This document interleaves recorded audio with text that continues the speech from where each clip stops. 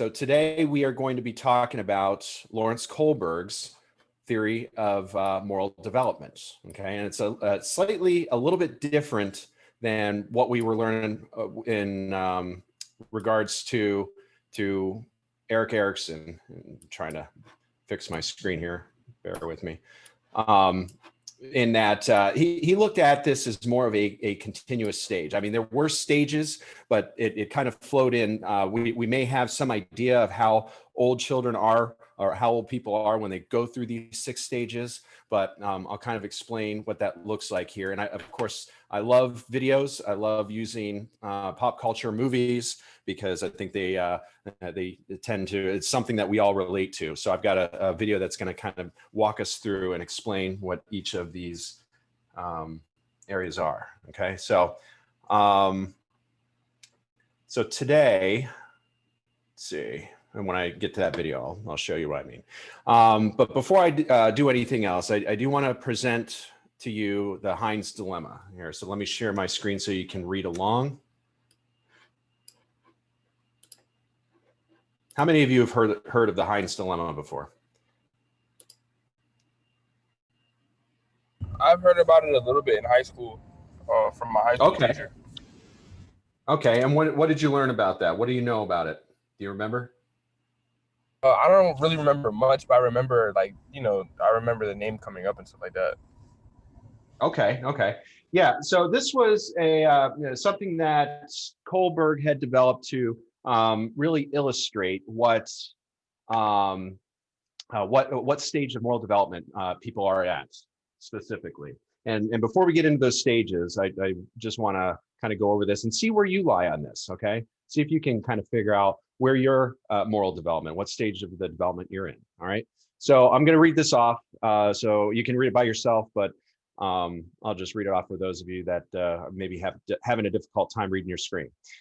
In Europe, a woman was near death from a special kind of cancer. There was one drug that the doctors thought might save her.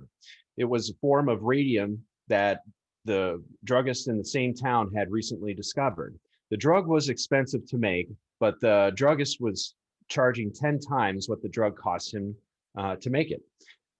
He paid $200 for the radium and charged $2,000 for a small dose of the drug. The sick woman's husband, Heinz, went to everyone he knew to borrow money, but he could only get together about $1,000, which is half of what it cost. He told the druggist that his wife was dying and asked him to sell it cheaper or let him pay later, but the druggist said no. I discovered the drug and I'm going to make money from it. So Heinz got desperate and broke into the man's store to steal the drug for his wife. Should the husband have done that? Okay, so after hearing that, I'm going to kind of kick it to you.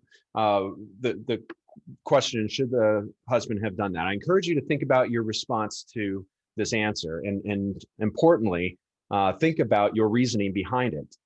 So to give me a yes or a no, and maybe you can put it in the chat. I'm just kind of curious as to how you would respond to this. So tell me why you think that the way you do, and whether it was right for him to steal the drug for his wife. What do you think? You can either post it in a chat or describe it to me over here. How many think he was right in stealing it?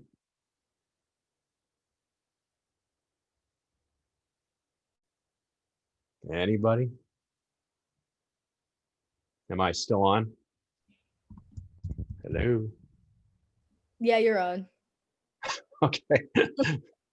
Crickets today. How many of you would do the same thing?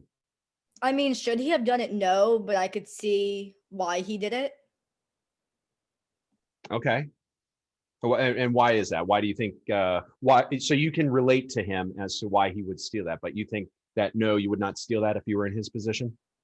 I mean, if I was in his position and I was it was like a desperate case of life and death, then yeah, I could see myself going to a measure such as that if it meant saving like my wife's life or my husband's life. Okay. Anybody else? What would you do?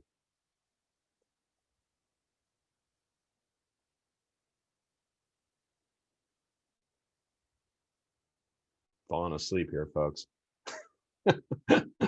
This is really designed to be engaging and participatory. So, anybody like to get another? Sorry.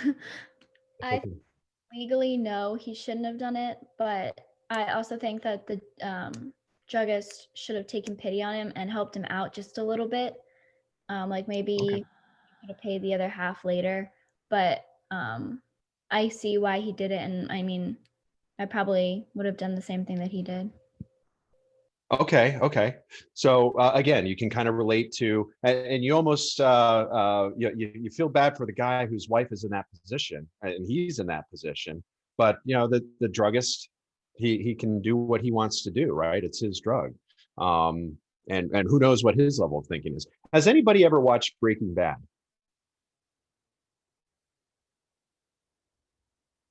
Yes.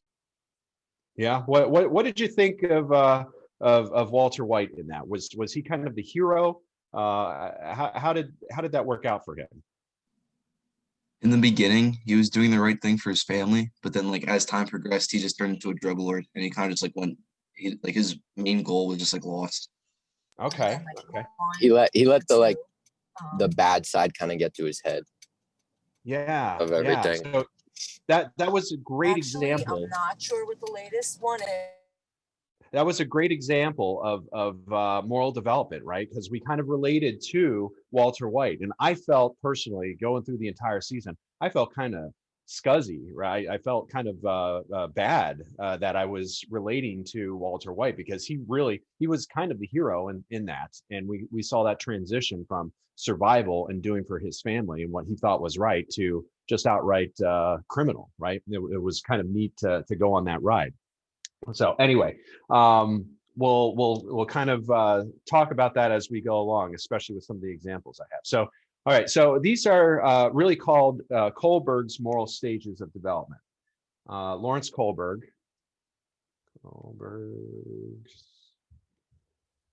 stages of moral development.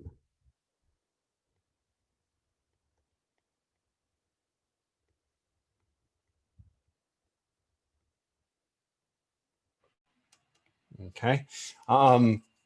Right. So this is really based on Lawrence Kohlberg's work, who unfortunately is no longer with us. But the key thing behind what he categorized is people's moral reasoning and abilities on the basis of their responses to this Heinz dilemma. And there are other dilemmas that he kind of presented to people as well, but this is probably his most famous one.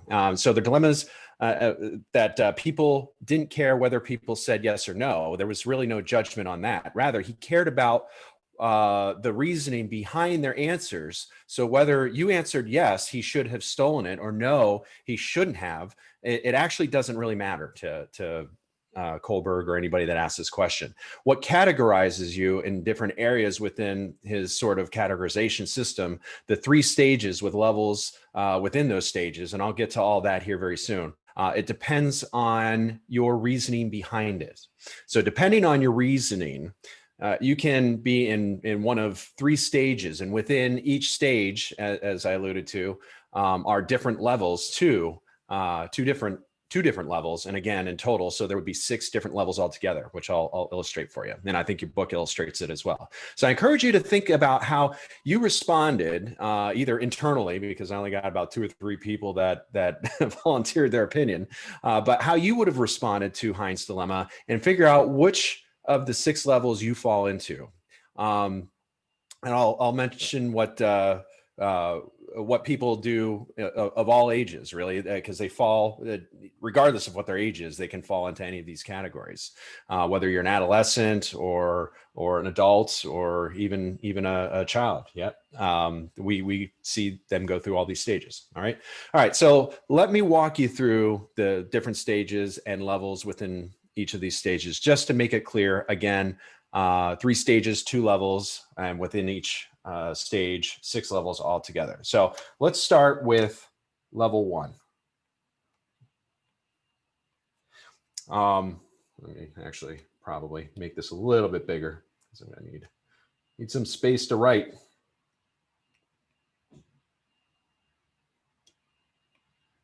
Sorry, my penmanship isn't better. So we're going to call this pre-conventional morality, okay?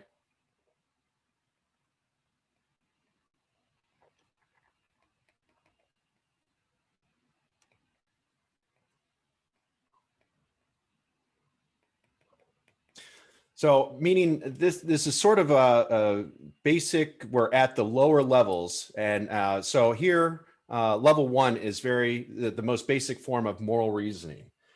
So we'll call this, oops.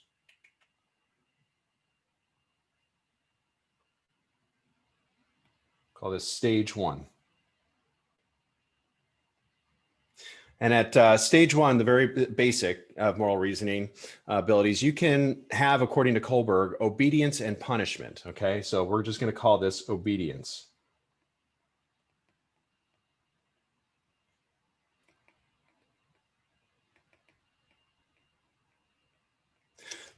So for people who are at level 1 morality behavior, it's driven by avoiding punishment. And if you think about that, think about when you were a child and you were told maybe not to lie or maybe not to eat candy. When the parents' backs were turned or they were no longer in view, what do children have a tendency to do? Eat the candy. Eat the candy, right? Or tell a lie or do something because nobody's being watched. They don't feel like they're being watched. So think back to that Heinz dilemma. Someone might say, if they're again in this level, they might say, no, Heinz should not have stolen the drug for his wife because he might go to jail as a result. So in this stage, you're looking, it's very punishment based. So at the next level, at level 2, or stage 2, sorry.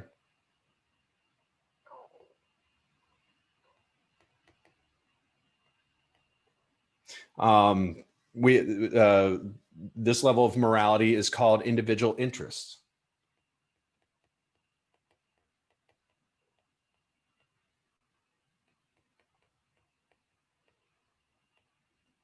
All right. So we call this individual interest because people who are at this level, they're driven by self-interest and rewards. So in this case, what do you think somebody who has the individual interest level might say about Heinz dilemma?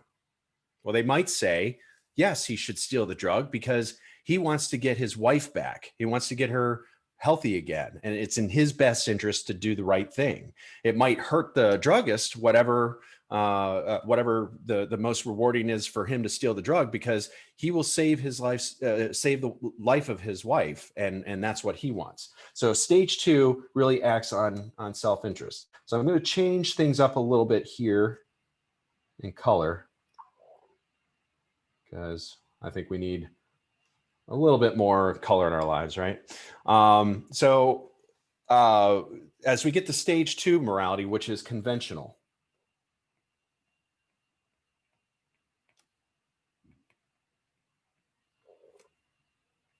Okay, so we think of conventional means this means most people fall into stage 2. Most people are here, and we've already talked about the pre-conventional, but thinking back to the conventional morality, what do you think comes next? The post-conventional. So this is really where a vast majority of people really spend a lot of their time in life. Okay, so the first thing that we have for level 3.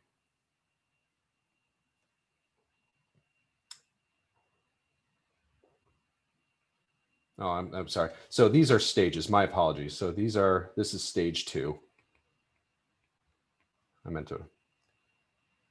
These are levels, not stages. Confusing you. So if you're taking notes, just make a quick note of that. So these are level 1 and level 2, stage 1, stage 2. Okay. Sorry for confusion there. So level 3, what we have here is the interpersonal.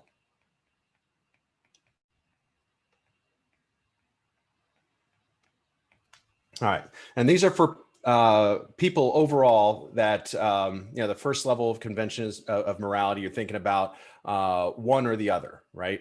But for people in level 3, the interpersonal level is essentially where you have behavior driven by social approval. So think about Heinz dilemma. It could go either way. He could say yes. You could say yes, he should have stolen that, or no, he shouldn't have. But again, the reasoning matters because most people, somebody of that level of level 3 morality might say, no, he shouldn't have stolen the drug because most people view stealing as bad. And people might look down on him for doing it, right? Or they might say, yes, he should have stolen the drug because even though stealing is bad, we know that, letting your wife die is probably worse when you should have done something about it, right? They kind of look to him as being the protector and provider of his wife because she can't. And people look down on you for that if you if you think that the wife might pass away for it. So again, it's all about social approval. And these are the kind of people who wash their hands after using the bathroom only when somebody else is in the bathroom with them, right? So think about that. I know a lot of people might do that.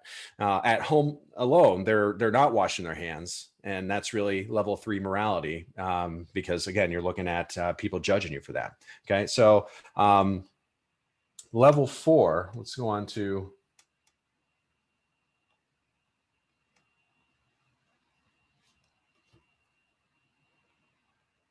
level 4.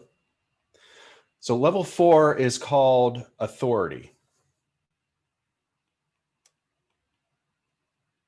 Now, this is a little bit different than obedience, and here's why. We're still in the conventional morality, but behavior is driven by obeying authority and conforming to social norms. So a little bit beyond level 3 here. So people who are in level 4 morality here, they might say, okay, authority, that's the government. The government says don't steal. It's illegal to steal. That norm is, it's not okay to steal. So Heinz shouldn't have stolen, right? So that's really looking at authority, not necessarily punishment, but just the risk. We're kind of engaged more in risk assessment at this level as to what we might get punished for that, but nonetheless, we need to adhere to social standards. So I'm going to use a different color for, let's see, what's a color I haven't used yet? Let's go with green. Green is probably my favorite color. All right, so stage 3. So post-conventional.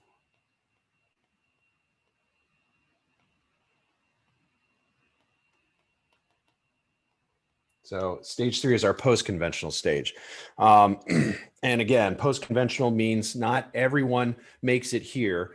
And this is kind of the cream of the crop here, if you will. So let's talk about level 5, which level 5 is the first level of post-conventional, known as social contract. Okay.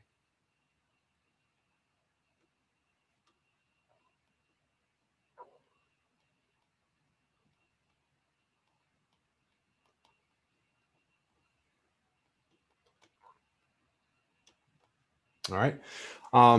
This is where behavior is driven by a balance of social order and individual rights. So think about what this means and how somebody in social contract might respond to the Heinz dilemma. So again, it's not about yes or no. I mean, whether you answered yes or no, it's the meaning as to why somebody would answer yes or no. So social order, so they might talk about how, rules and regulations and laws, they're there for a reason. And if everybody stole and everybody committed a crime whenever they thought that they had a reason to do it, they thought that they had a legitimate reason to, well, everybody would be committing crimes and society would just be sort of self-destructive at that point, right? So social contract is the idea, yes, you recognize the individual rights of the person who wants his wife to live. And many of you kind of express that, right? But also the person who invented the drug, right? It's his right to that drug and he can use it however he wants and sell it for whatever he wants. Okay. So that's social contract. Now the highest level, according to Lawrence Kohlberg, is level 6. I'm just curious, is the green showing up through the screen okay there? Yeah, it's good. Okay, good. It looks a little light on my tablet here. I just want to make sure it's coming through. Sorry about the, again, I got into psychology because I'm not an artist. So bear with me. I actually do better with pen and paper. It's just really, my hand is usually lifted as I'm drawing, so it looks a little sloppy. But anyway, I'm digressing. But finally, we get to level 6, where few people really make it this far. So if you were thinking on this level, congratulations, you're probably one of the few. Universal ethics are behaviors that are driven by internal moral principles. So we're going to look at this as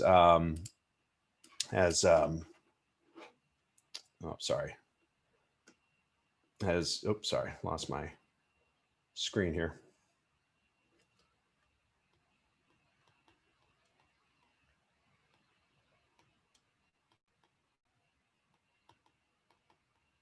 Okay, so universal ethics. So what does it mean to have universal ethics? Okay, I have a moral principle that it's wrong to steal. We know that, right? I have another moral principle to people that have the right to live and to be healthy, right? So universal ethics involves weighing these two conflicting moral principles in this dilemma. So your reasoning would be essentially reflect the idea well, yeah, maybe it's wrong to steal. However, his wife has the right to live. That is far more important than the druggist's right to make money or the druggist's right to his property. So the importance of life is essentially at a higher level than the importance of property, and therefore, yes, he should steal the drug. Okay, so that's really it. That walking through each one of these levels, and again, if you look. So we theorized, according to Kohlberg, we theorized that we start off at level 1, right? And you think of that as children doing the right thing when they know they're not going to be punished, or there's a chance that they might be punished. And then we kind of evolve that to level 2, individual interests. And then we move on to stage 2, where we look at interpersonal at level 3. And again, most people reside in this area. Maybe some get to level 5, and very few people exhibit abilities to think through processes like this at level 6. So even fewer. Okay. So I'm just curious, where do you feel, does anybody care to share, where do you feel you fit into this? How many of you would say you've achieved level 6? I know it's kind of a pride issue, right? We all want to be the highest level. How many of you would say you're at level maybe 4 at least? Hopefully nobody here is level 1 or 2. All right, I think I've lost everybody. All right, no worries. So what I'm going to do is continue. Is there anything else you want me to explain before I use our video here, guitar video, to kind of follow along with this? Did I lose you? Or are you still with me? Yeah, we wish. Yeah, we're here. All right. Oh, it's Friday. I know. Bear with me a little bit longer here. All right.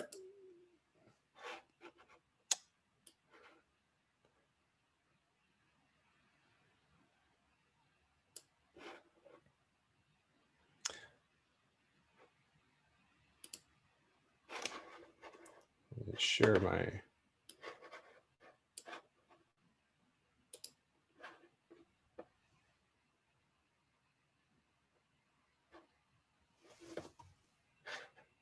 And where is, sorry, there we go. Just got too many screens up here. All right, can y'all see the skip trial? Can y'all see the video? Yeah. All right, so this first one that we're going to look at is going to be stage 1, punishment and obedience. So focus on fear and authority and avoidance of punishment, and let me know what you think. Let me know if you can kind of pick out what's happening here. This is all from Harry Potter, by the way. I think they have some great examples in here. To bed before either of you come up with another clever idea to get us killed, or worse, expelled. She needs to sort out her priorities. Okay, so what did you come up with for that? What was the message that she was kind of pushing there? Was there punishment? Was there talk about punishment? What was she driven by? Not getting expelled. Right. So not necessarily doing the right thing. There were really no ethics behind it. There was no social or interpersonal considerations there. It was all doing what's right because people might be watching, and that could lead to punishment, right? All right. So let's try the second one here. So the second one is instrumental purposes, right? Or individual interests. So kind of pay attention here and see what self-interests are portrayed. Find out that some wizarding families are better than others, Potter. You don't want to go making friends with the wrong sort. I can help you there. I think I can tell the wrong sort for myself, thanks. All right. So what did we get there?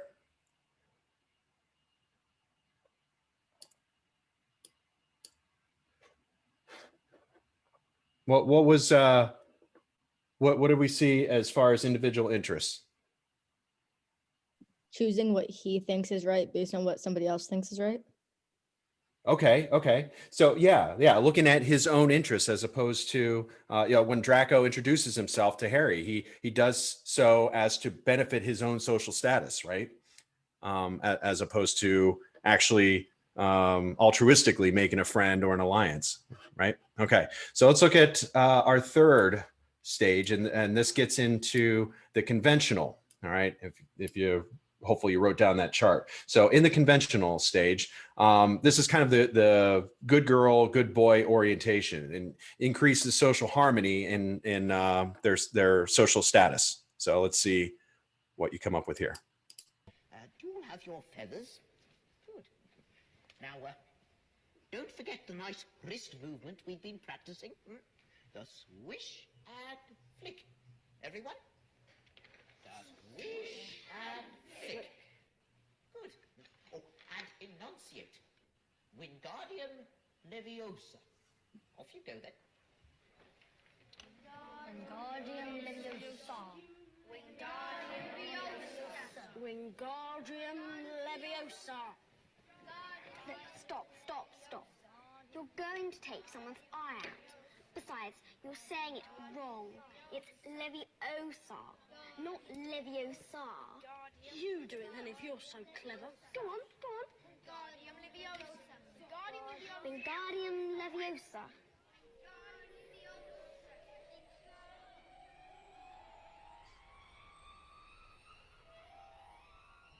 Oh, well done. See here, everyone. Miss Granger's done it.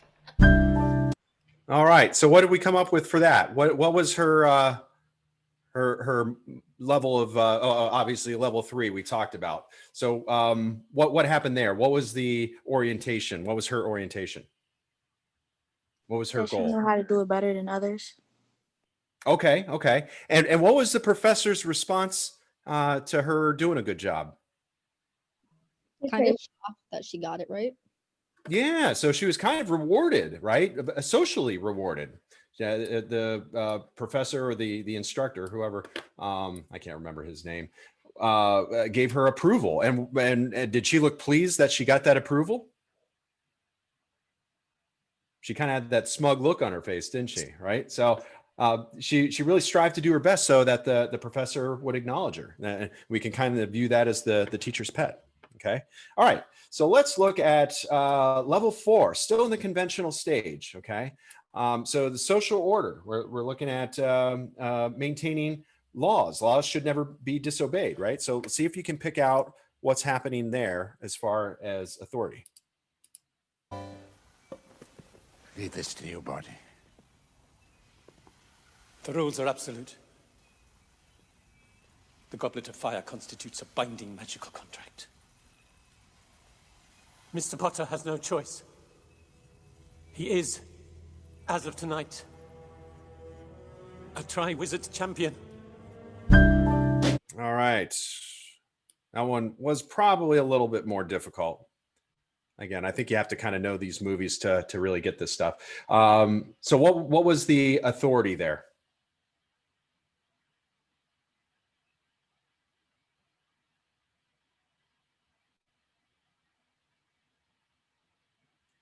It's a little bit harder. So if again, I think you kind of had to have some background on this movie, but when Harry's name comes out of the Goblet of Fire, he must play because that's law abiding, right?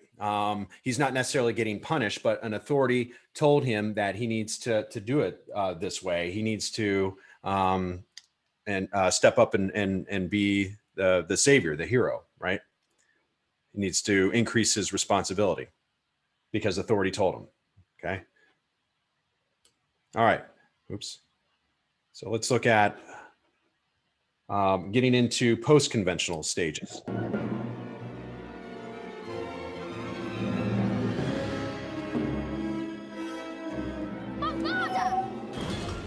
Besides, you're meant to be here. But you're innocent. And you know it. And for now, that'll do. Okay. So again, that one might have been a little bit harder to pick out. So looking at social contracts, he was really appealing to his ability to break Sirius out of jail because he's innocent, but Sirius understands that he must still be on the run because there's no proof that he did. Anyway, again, these might be a little bit tougher to follow. So let's take a look at the last one, kind of the higher order universal ethics here. Been through. Something's gone wrong inside me. What if I'm becoming bad? I want you to listen to me very carefully, Harry. You're not a bad person. You're a very good person who bad things have happened to. You understand? Besides, the world isn't split into good people and Death Eaters. We've all got both light and dark inside of us. What matters is the part we choose to act on. That's who we really are. All right. So what happened in that clip? What was explained as far as universal ethics?